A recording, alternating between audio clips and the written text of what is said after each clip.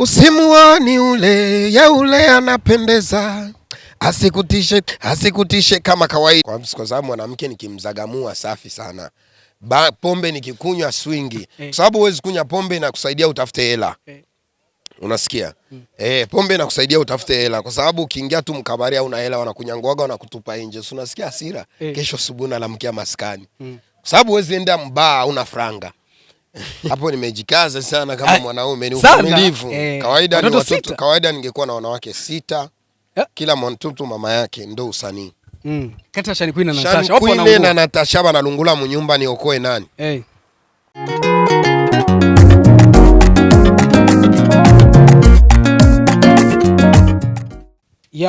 Back again, tunarudi tena kwa mara nyingine. Nipo na mwanangu Generecha Bidondo. Inakuaje mzazi?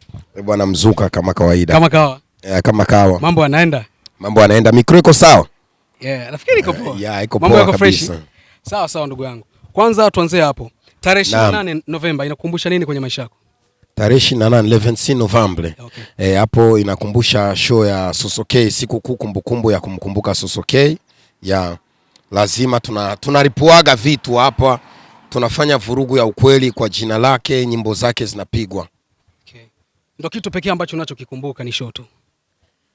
Vitu vingi navikumbuka, na kwa kuandaa hiyo show tumekumbuka vitu vingi, kwa sababu mimi kama sometime nafanya show nacheza ni kwa sababu ya Sosokey. Do ikifika hiyo Warundi tunazoea tunaita le 26 Novembre kwa sababu tunachanga Kiswahili na na Kifaransa nini watu wanaelewa le 26 Novembre. Shukrani sana kabisa na recent kwa Sosokey. Asante sana. So kidogo tu ambao naweza nikakuuliza ni describe Sosokey kwa maneno matatu tu. Sosokey kivipi? Yaani umuongelee Sosokey kwa maneno matatu tu. Sosokey ni mtu gani na gani yani neno la kwanza Sosokey naweza sema Sosokey ni mtu ambaye alikuwa na upendo. Alikuwa na upendo.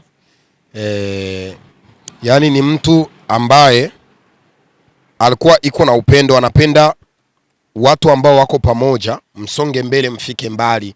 Na alikuwa na upendo na muziki wa Burundi ufike mbali. Neno la pili nalo napenda, naweza kuongelea kwake. Neno la pili ni mtu ambaye alikuwa ana husda. Husda wanaita jalousie. Ni mtu ana jalousie.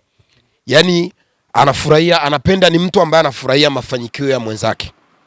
Yani mtu ukifanikiwa yeye anafurahi. Hiyo. Afu kingine cha tatu nilikuwa napenda kwake, alikuwa ananituma sana nijifunze kucheza, kudance. Ndio penye palitokea kale ka dance nilikuwa nikipiga hivi, napiga hivi Maana yake hapo namkumbuka namkumbuka Sosokey kwa sababu yeye ndo wakati kuna nyimbo nilitoa inaitwa Rwakatepe, wakati nilikuwa nafanya Rwakatepe kankeloba Rwakatepe, yani ndo tumecreate kale ka dance tuko pamoja. Sawa. Shukrani sana. Ilikuwa 2012 tarehe 31. Ilifanyika show Makamba ukiwa na ndugu yako Mkombozi. Naam. Alipanda kwenye jukwaa akasema hivi, huyu hapa nimemrudisha kwenye game. Maneno hayo unakumbuka? Mkombozi? Kuna wakati show kwanza unaikumbuka hiyo? Makamba naikumbuka. Makamba sasa. Nakumbuka hiyo show zamani kweli. Kwa sababu kuna wakati muziki unacheza mtu anaingia mambo mengine kwa sababu ya maisha. Lakini ukikutana na mtu ambaye ni msanii mwenzako, huwa anapenda kipaji chako. Bila samani naweza sema kama vile Diamond Platinum anapenda kipaji cha Jux. Unaona sometime anakuwa anafanya kazi na Jux. Na ndio maana Mkombozi alinambia hata ikuwe vipi siwezi nikakuachilia, hichi kipaji ni kikubwa sana. Kikatereza afu kikalala hivyo hivyo. Sometime mambo yake mengi ananishirikisha. Mashow nyingi ananishirikisha, hata Ifatu Msarabatu nimepiga naye mara pili. Na wakati amefanya mambo yake mingi nimemsaidia na mimi nimemsupport na kanipa featuring kama 2-3 hivi. Naam. Sawa. Kwa Mkombozi mwanao? Bwana ni mtu wangu kabisa. Mtu wangu kabisa. Na mambo isipokuwa kimuziki tu, mambo ya maisha ya pembeni. Tunasaidizana. Tarehe hiyo manake kuna Bidondo wa kutoka mwaka ya 90 hadi kuja hadi mpaka pale 2012 na kutoka yule Bidondo ambaye 2012 hadi mwaka 2025. Utofauti uko wapi? mpaka pale aliposema yeye amekurudisha kwenye game? Ya utofauti iko vipi? Wakati unakutana na wasanii wenzako, mnachangia, wanakupa moyo fulani, unasikia ile kukupatia moyo. Kuna wasanii wengine wanaweza kuambia kazana, lakini hakuna chenye watakusaidia. Lakini kuna msanii ule anaanza akakupa show upate ile ili uende kufanya video na audio mpya, au anakupa featuring, hapo amekuwa amekurudisha. Kwa sababu kwa game ya leo ukifanya mwaka bila kuangusha kitu, unakuwa kama umepotea. Yani haitakiwi miezi mitatu, afadhali basi unaangusha hata audio. Kweli video sina nazo nyingi. Na wafanzi wangu wanalia video sana, lakini video zimepanda bei. Lakini kwa audio siwezi kufanya miezi mitatu bila siangushi kitu cha audio kwenye YouTube. Yani kila miezi mitatu, miezi miwili lazima boom linaanguka. Sasa. Naam. Wow, nashukuru sana ndugu yangu. Sasa kinachokuja hapo, nimeingia kwenye akaunti yako. Naam. Ya Instagram. Naam. Nimekagua. Hivi kwa nini Bido ndo haweki caption kwenye Instagram yake? Ya unakutana tu muda na uzazi nao unatumia, sometime ubize unaongezeka, mambo ya maisha. Unakutana naweka lakini kwa muda mrefu. Siweki vitu vingi sana, naweka ila kwa muda mrefu nini. Ya. Kwa huweki caption. Unajua wasanii wengine wanaweka caption ili kuweza kutengeneza attention. Picha ambayo unayoiposti ni kutengeneza attention. Bido ndo kama Bido ndo anapoamua kuposti picha bila caption anatengeneza nini? Ni attention anayoitaka au ni picha tu kama picha? Inatokana, kuna mtu anaweka picha kama picha, okay, ili wafanzi waone fulani yupo, na kuna saa mtu anaikaa anaamua kufanya hivyo vitu ambavyo unavisema. Kwa hiyo wewe unaweka kuweka tu picha. Yeah. Sio just attention, sio attention. Sizungumzi mambo yoyote, sifanyi nini. Sasa haya uzungumzi mambo yote. Yeah. Haya, mbona tarehe 28 kwenye Instagram yako pia uliposti picha ukiwa na mwanamke? Maandishi ambayo yapo nyuma sikuelewa vizuri. Umeandika Bidondo, Bidondine. Sikuelewa ile ilikuwa ni edit au ni bango ambao lipo kule nyuma. Wakati sio attention, sio, na umesema sio attention. Kwa nini ile picha ilipoja vile? Ya unajua sometimes tunapima. Okay. Pale Bidondo na Bidondine na kwa niko nasema watu wanaelewa kama Bidondine ni mke wangu. Okay. Na wengine wanaelewa kama kuna vurugu zimetokea mimi na Bidondine, wengine ambao wako karibu wanajua kama mimi na Bidondine tumeachana toka long time vurugu, toka tufanye vurugu za kuachana kidogo. Sijawahi kufanya vurugu za kusema tumerudiana. Sometimes ndo nakuaga, unajua mafanzi. Okay. Mafanzi wanaona mambo yao. Sababu kuna watu wananisumbua kwenye simu, sasa vipi mke wako vipi, tumeona ameposti na mdogo wake kama Aisha kwao sijui nini, anapenda ndugu kuliko wewe. So unajua wafanzi sometimes kuzungumza ubishi. Yaani sometimes si wamoja tukujaliwa ubishi ni. Haya, Bidondo umepewa umepewa milioni 20, si ndio hivyo? Ukabadilisha jina lako. Unaweza kukubali? Milioni 20. Kwa sababu jina langu leo lenyewe nimeliandika kwa kulitengeneza mimi mwenyewe. Okay. Mbona ni kawaida? Litabakia Bidondo, lakini hata Fizo wako namuita Farias. Okay. Alibadilisha kwa bure tu. Mimi hata unipe milioni 5 utabadilisha. Utabadilisha jina lako? Sasa si Fizo alikuwa anaitwa Big Farias. Okay. Alikuwa anaitwa Farias. Hivi ni Fizo. Si sawa, si naenda tu. Lakini yeye ndo Lolilo si mzizi wa jiwe. Nani hivyo anamuita Lolilo? Yeye ndo alijibadilisha. Maana yake tunakupa ile milioni 20. Alafu ile jina hutolitumia tena. Kulitumia kwenye mitandao kwenye nini? Maana yake msilitumii ili mtu mwingine. Maana yake nakupa milioni 20. Alafu usitumiage Bidondo kwenye maisha yako yote. Hapana. Unaweza kukubali? Siwezi kukubali kwa sababu Bidondo ni jina ambalo limenitoa mbali. Okay. Na Bidondo ni kuna mashow fulani na maheshima fulani napewa kwa sababu ya hilo jina. Kusema kujenga jina ni kitu kigumu sana. Ni kama hivyo mtu akatafute maisha akayapata afu kamwambia awe arudie tena maisha ya kimaskini. Kwa kifupi yani jina langu lenyewe zinazidi hilo pesa mara 1000. Okay. Yeah. Bidondo umekutana na shabiki yako, si ndio hivyo? Afa anakuambia Bidondo hajui kuimba. Bidondo anabebwa. Hivi ni jina ni majibu gani ambao unaweza kumpa huyo shabiki? Akikwambia Bidondo hajui kuimba, Bidondo yupo. Hivi ukutana na comment kama hizo, unaweza kujisikiaje au unaweza ukafanyaje? Unajua tangu mimi naimba sijawahi kukutana na mtu ananiambia sijui. Lakini mimi kivyangu najionaga kama sijafika ile sehemu ambapo nataka kufika ili niimbe. Lakini sijawahi kukutana na mtu ananiambia Bidondoo hujui kuimba. Ila watu ambao nakutana nao wananambiaga umezimika siku hizi, mbona utoi kipya? Ni wengi sana hapa. Hata mara moja kuna dada mmoja tulikutana naye, niko na kunywa nauza maziwa hapa, kanambia mzee vipi, mbona utoi? Yani wanahamu nifanye, lakini kusema sijui kuimba sijawahi kutana na mtu tangu naanza kuimba. Yani ukikutana naye anakuambia hivyo, unaweza ukajibu vipi? Yani sijawahi, kwa sababu mimi nimeanza kuimba kanisani. Kipaji kimeanza tangu ningali mdogo. Yani kila mtu nikikutana naye, nikimpa voko yangu tu, hata niimbe kama bila kuchonga, kwa sauti tu anasikia kama nimeridhia, ameridhia kwa sauti yangu. Donc ni kipaji ambako Allah amenipatia. Kwa sababu nikimwimbia bila kuchonga tu kwa sauti yangu ya kuzungumza, ya kusema, anasikia kama sauti tayari imeteleza. Shukrani sana. Lakini kuzima ni kawaida. Ni kawaida. Mtu kuna kama utoe video unazima. Usipotoa klipe unazima.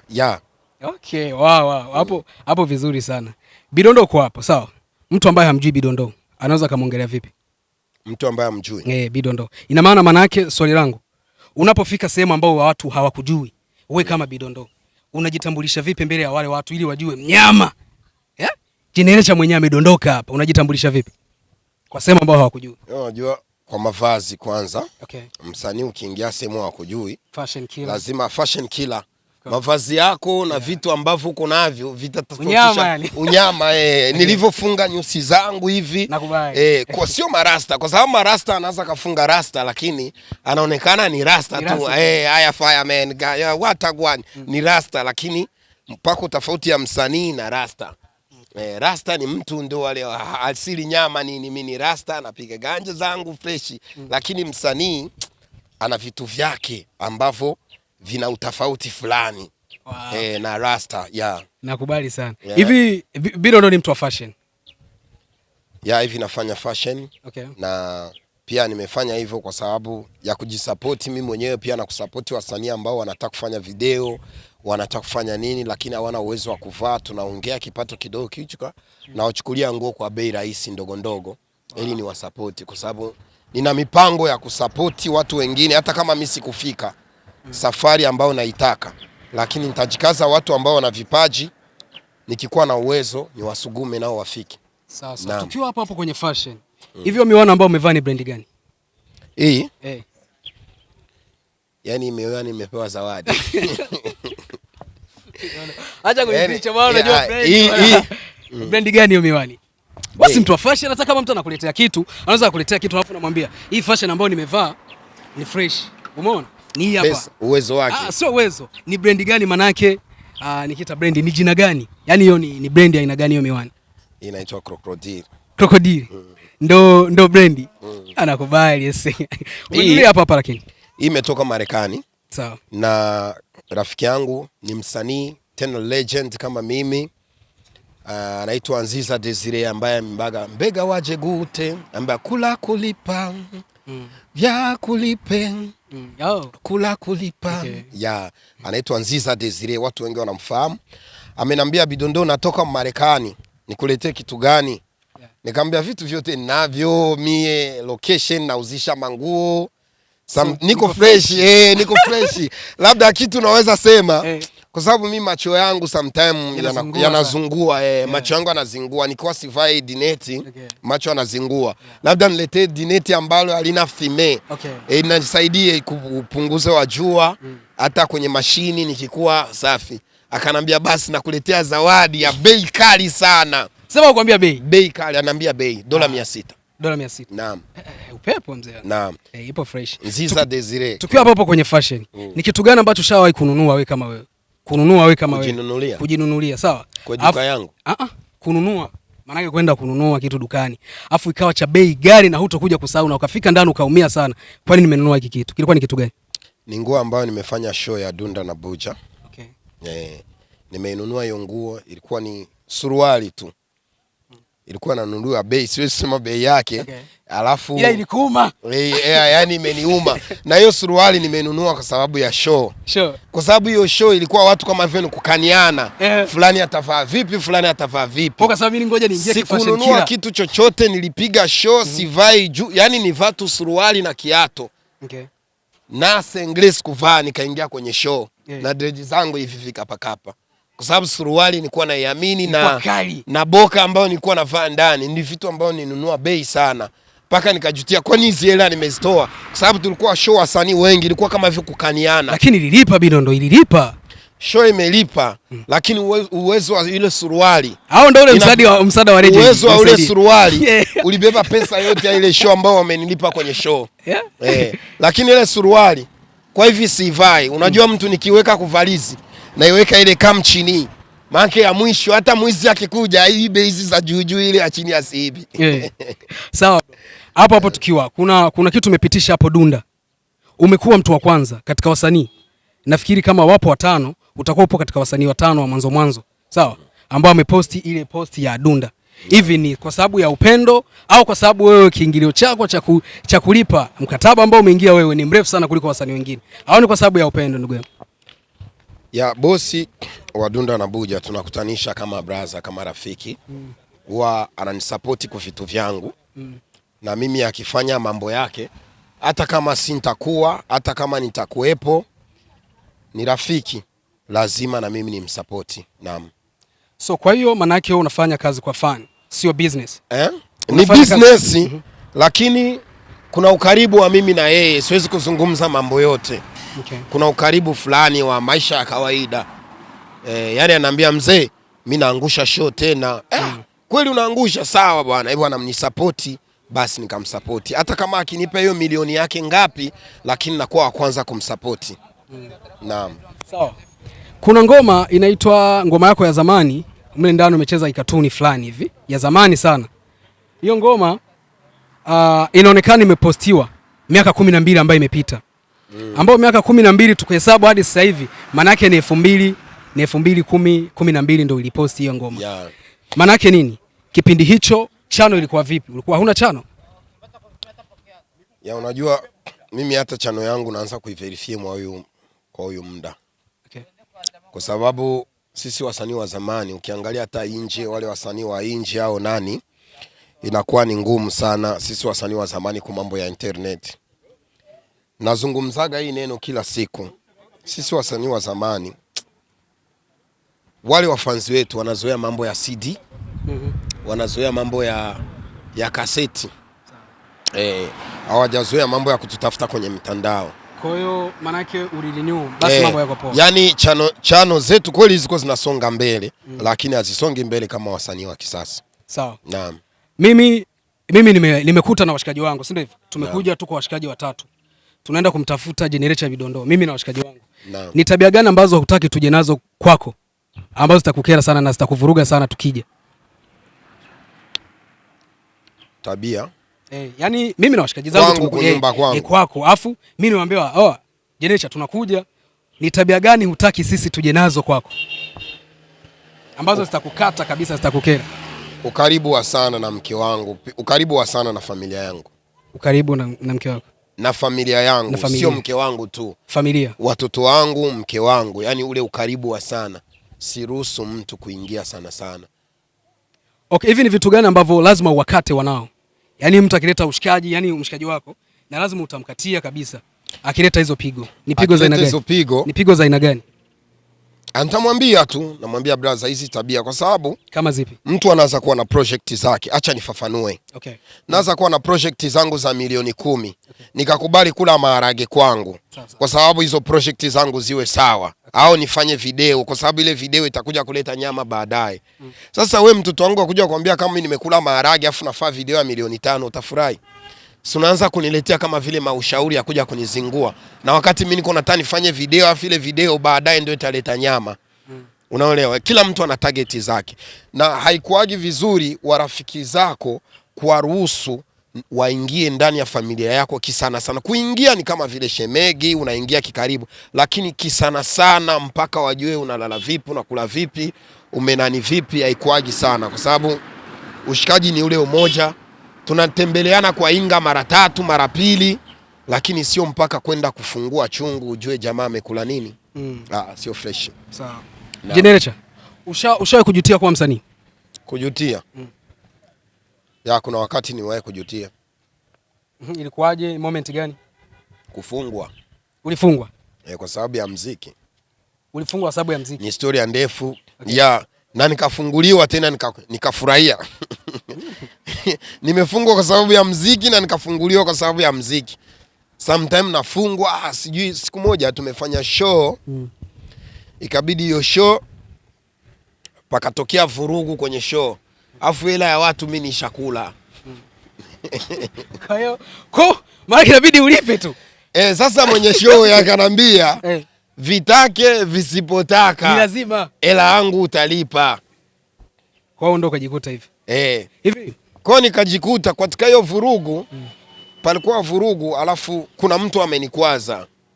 Kuna mtu amenikwaza, yani tukaanzia vurugu. Ikabidi mimi nikawa kama vile sina uwezo tena wa kupanda kwenye stage. Yani jamaa kanambia bwana, kama una uwezo we kama uimbi langu utalipa. Jamaa kaniweka ndani siku 3. Hivi bangi mbaya? Bangi mbaya? Sio mbaya, inatokeaga tu. Unajua unaweza kuonya kwenye mnafanya mkataba na mtu.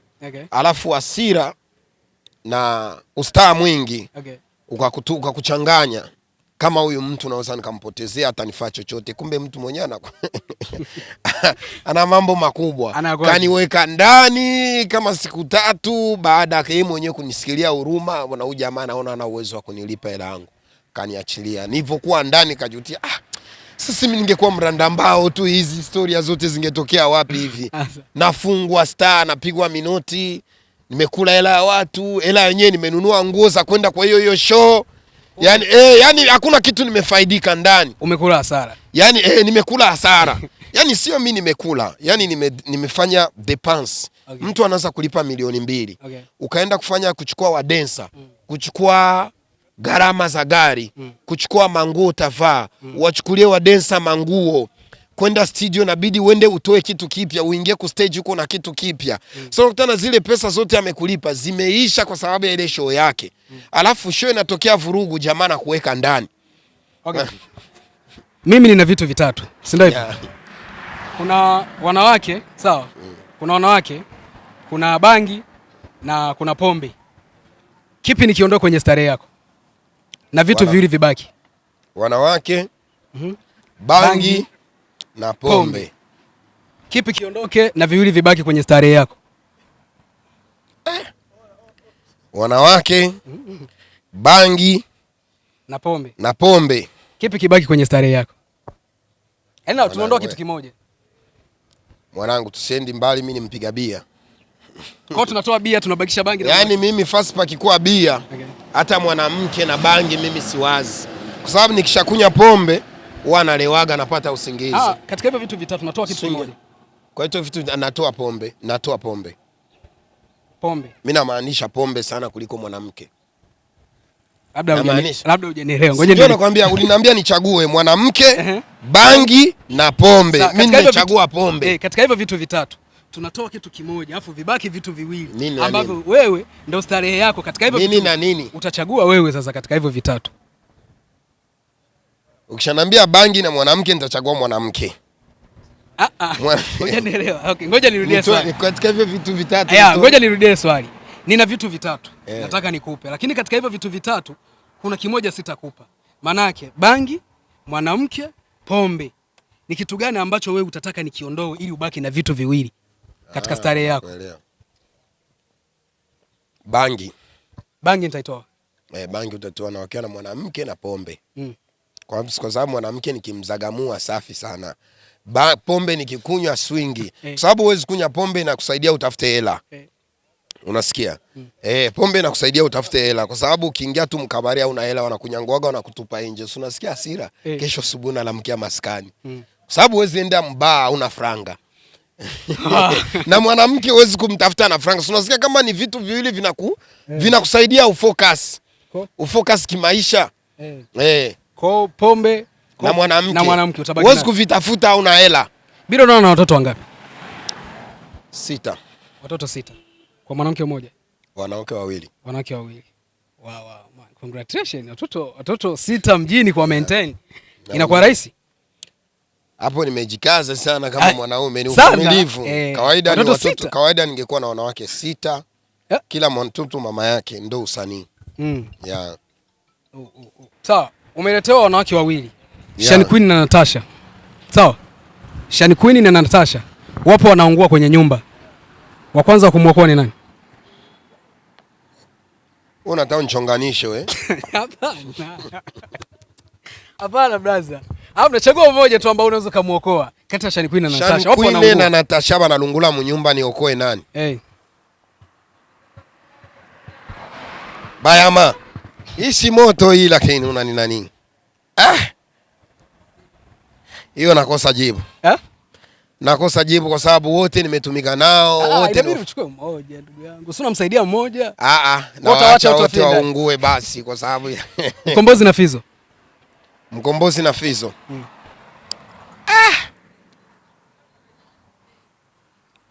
Jameni chagua mmoja kaka. Wewe kijana wewe. Mkombozi na Fizo. Mkombozi hasta la Victoria sempre. Na Fizology. Na Fizo. Mkombozi ndio utakayemwacha. Kwa hiyo okay, sawa. Umeambiwa ni kitu gani ambacho sasa hivi tukitoka hapa hatuwezi tukakosa ndani ya nyumba yako, ambacho unajua hakiwezi kikatoka hata watoto wawe ni wavurugu aje, tutakikuta pale pale. Yaani kitu ambacho tukitoka hapa unaambia bwana, ndugu yangu twende nyumbani. Kitu ambacho nitakikuta pale, yani mbele ya mlango wao ndani, na una uhakika 100%. Ni msosi. Chakula. Chakula nyumbani kwangu huwa kukosi chakula. Hii mida sio ya lunch sasa. Bwana hawezi kosa. Hauwezi kukosa chakula. Sababu mimi mtu napenda kula. Napenda kula sana. Na ndio maana mke wangu ni mnene, bidondine. Ni mnene sana. Kwa sababu mimi pour manger. J'aime manger beaucoup, hata kama sina kamwili lakini napenda kula mimi. Sawa. Kwenye ngoma yako hii ya mwisho hii ambayo umetoa, si ndio hivyo? Ina miezi 2. Hivi ngoma ina views ngapi mpaka sasa hivi? Sasa sijui kama ni enka hivi, sikumbuki kama ni enka. Kufuatilia chano yako Generate. Kwa sababu inabadili kubadili. Okay. Yeah. Leo hujaangalia tangu asubuhi? Sijaangalia. Kwa nini? Na mambo mengi. Okay. Na mambo mengi, ni kwa studio, ni kwa nani akuja kuonana na Itizo Teknolojia na wasanii kutoka Kongo. Okay. Walikuja kunitembelea, wanataka kurekodi. Yani kanipatia muda kidogo, na manager wangu anaitwa Papa Kaila, le grand manager. Okay. Papa Kaila. Wanamuita manager Omar, Papa Sumaya, Papa Fuso, Papa Afsa. Amekuja kunitembelea tuzungumze kuhusu mambo ya kupanga show ya Dunda na Budget itakuwa vipi. Sasa. Kwa sababu ni mtu ambayo nikikuwa na show, nikikuwa na video, nikikuwa na nini, ananisupport sana. Big up sana manager Omar. Amekuja kunitembelea na naweza sema tunaandaa vitu vizuri kwa mbele, watu watavijionea. Wow. Sasa kuna watu ambao wapo Tanzania wanamjua Generation. Kuna watu ambao wapo Kongo wanamjua Generation. Sawa. Kumpata Generation aje? Kumpata? Yeah. Ili uweze kufanya naye. Kwa maana kuna wasanii wapo Tanzania wanaweza kuwa wanataka kufanya kazi na Generation. Wapo Uganda, East Africa, ulimwengu kote. Hata Marekani, Australia. Wanaweza kufanya vipi kazi na Generation? Wanaweza kuja Burundi. Okay. Wakamtafuta mtu anaitwa manager Omar. Okay. Watazungumza naye, watanipata. Sababu ndio manager wangu kwa huyu muda. Yeah. Lakini cha kushangaza kwenye bio yako hakuna status kama hiyo Generation. Kwa nini? Pana simu zake nimeweka pale. Kwenye Facebook kuna simu zake. Kwenye Instagram nimeweka namba yake. Nikasema sikuona mimi. Sikuona. Utaziona sometime ukipiga na itika, mimi nakuaga na simu yake sometime. Lakini namba zake ziko pale. Nikiona mtu anazingua na mpaga waongee naye. Sometime mimi naongea naye, lakini namba zake ziko pale. Kwa hiyo kifupi Generation na team management. Na management ambayo inanisupport.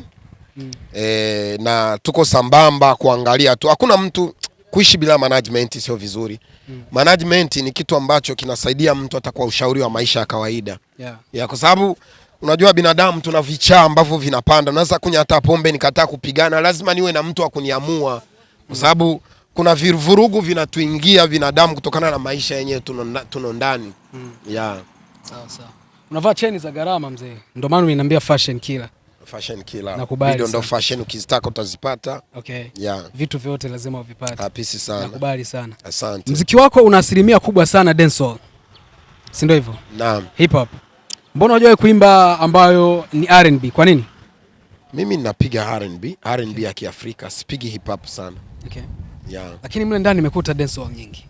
Dancehall nyingi kwa sababu dancehall ni vile kile ni Kiafrika. Ni kama ragatonyo, au kivyote vile. Ama piano lazima utaenda. Ama piano nitaenda. Naenda. Wewe popote pale. Tutere. Yani mimi naenda tutere. Kivyote vile. Asante sana. Sawa. Nashukuru sana kwa time yako. Nyimbo nimesikiliza, nyimbo nzuri sana. Kitu ambacho unaweza kawaambia. Umesikiliza inaitwaje? Inaitwaje? Damu. Damu ni nzito. Pale poa kabisa. Nimesikiliza. Ulikuwa unajua sijasikiliza? Asante sana. Nimesikiliza, nyimbo iko poa, ina ujumbe mzuri sana. Asante. Okay, katika watu ambao wanatufuatilia si kama sisi, channel yako inaitwaje? Ili waweze kwenda kufuatilia hiyo nyimbo. Generencha Bidondo. Ukiandika tu Generencha Bidondo ama ukiandika tu Bidondo, nyimbo zangu zote zinakuja. Afu utachagua nyimbo ambayo utataka. Sawa.